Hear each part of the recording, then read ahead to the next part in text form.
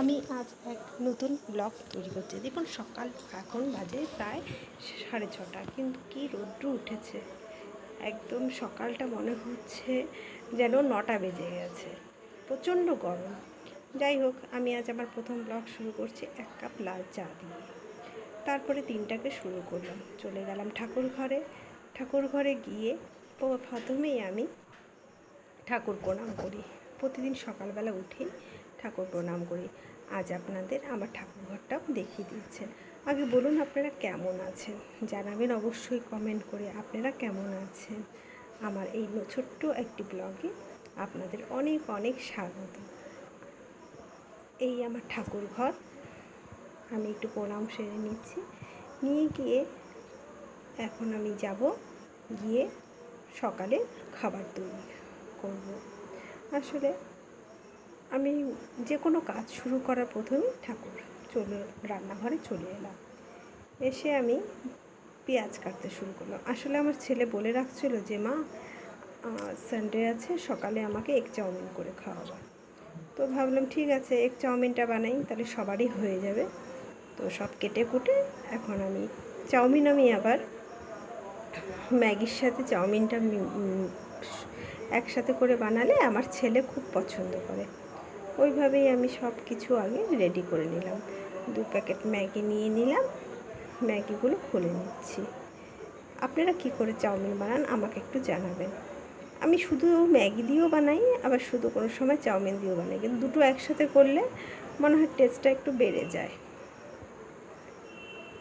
2টো chowmein নিয়ে নিলাম, নিয়ে 2টো ম্যাগি নিয়ে নিলাম। আমাদের এখানে প্রচণ্ড আছে গরম, আপনাদের ওখানে কেমন ওয়েদার আমাকে একটু জানাবেন। চাউমিনগুলো খুলে নিচ্ছি, মশলাগুলো আলাদা করে রাখছি। এত গরম পড়েছে না, কিচ্ছু আর ভালো লাগছে না। আসলে আমার ছেলে বলছিল আজকে যে লুচি আর আলুর দম করতে, কিন্তু এতটা ওয়েদার খারাপ দেখে করলাম না। তখন ও বলে ঠিক আছে, তাহলে এগ চাউমিন বানাও। আর এগ চাউমিনটা আমাদের বাড়ির সবাই খুব পছন্দ করে। ফার্স্টে গরম জল করে নিলাম, তাতে একটু তেল আর লবণ দিয়ে ফার্স্টে আমি কী করি, ম্যাগিটাকে সেদ্ধ করি, মনে করো আধা সিদ্ধ করে নিই। তারপরে চাউমিনটাকে দিয়ে দিই, তারপরে চাউমিনটাকে দিয়ে একটু ঢেকে দিই। আজকে সানডে, তো সানডের দিন আমাদের বাড়িতে মোটামুটি একটুখানি অন্যরকম খাওয়া দাওয়ারই ব্যবস্থা করি। কিন্তু গরম মানে প্রচণ্ড এবার গরম পড়ছে। এই গরমে কারোর খাওয়ার কিছু ইচ্ছে করে না। তবুও সানডে বলে কথা।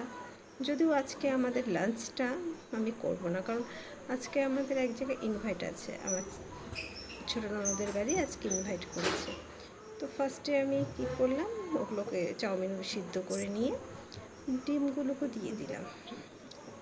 ডিমগুলো একটু ভাজা ভাজা হতে থাক, ততক্ষণ আপনাদের সাথে আমি গল্পগুলো সেরে নিচ্ছি। আমি একটা ছোট্ট শহর জলপাইগুড়ি মালবাজারে আমরা থাকি। আমার এক ছেলে, আমার শাশুড়ি, আমার স্বামী নিয়ে আমি থাকি।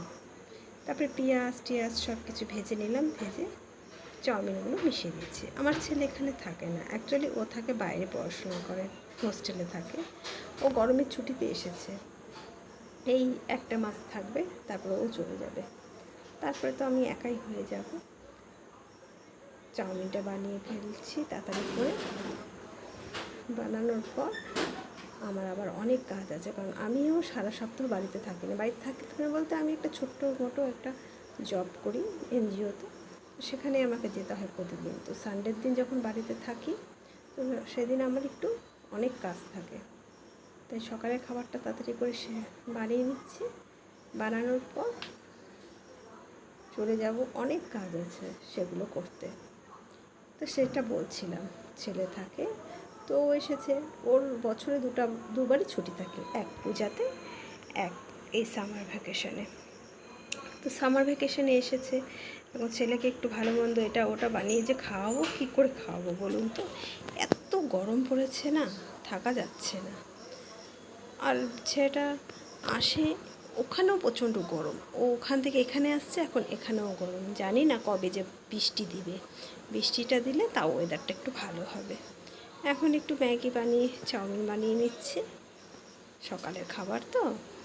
আপনারা কীভাবে চাউমিন বানায় আমাকে একটু বলবেন। দেখুন, আপনাদের সাথে গল্প করতে করতে আমার চাউমিনটাও হয়ে গেল। এবার সবাইকে আমি বেড়ে দেবো। তার উপরে একটু সস, একটু পেঁয়াজ দিয়ে দিলাম। সবাই বলছিল খেয়ে খুব ভালো হয়েছে।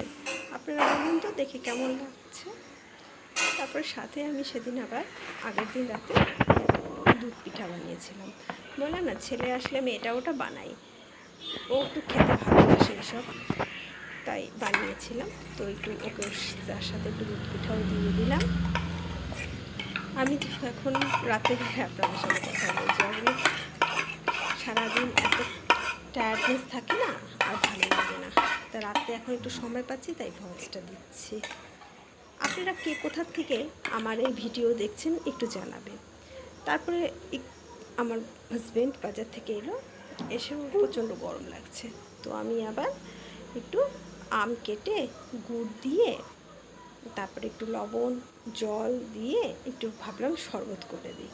আপনারা ওই শরবতটা খেয়ে দেখবেন, খুব ভালো হয় খেতে। তার মধ্যে একটু লবণ দিবেন, আর আখের গুড়টাই দেওয়ার চেষ্টা করবেন। দিয়ে এই যে জল দিয়ে তারপর একটু ছেঁকে নেবেন, দেখবেন শরীর ঠান্ডা হয়ে যায়। আর গরমের দিন তো এখন একটু ঠান্ডা পানীয় ঠানীয় খেতে লাগে। তা গুড়ের শরবতটা খুবই ভালো শরীরের জন্য। শরবতটা খেয়ে আমার মনে হয় ভীষণ ভালো লাগবে। তাহলে আজকের আমার ভিডিওটা এখানেই শেষ। খুব তাড়াতাড়ি চেষ্টা করব সামনে আর একটা ভিডিও নিয়ে আসতে। আপনাদের আশা করি খুব ভালো লাগবে। আর যদি কোনো ভুল ত্রুটি হয়ে থাকে আমাকে ক্ষমা করে দিবেন। আর ঠিক আছে, আর লাইক কমেন্ট শেয়ার দিবেন। চলি তাহলে, আজ আবার দেখা হবে।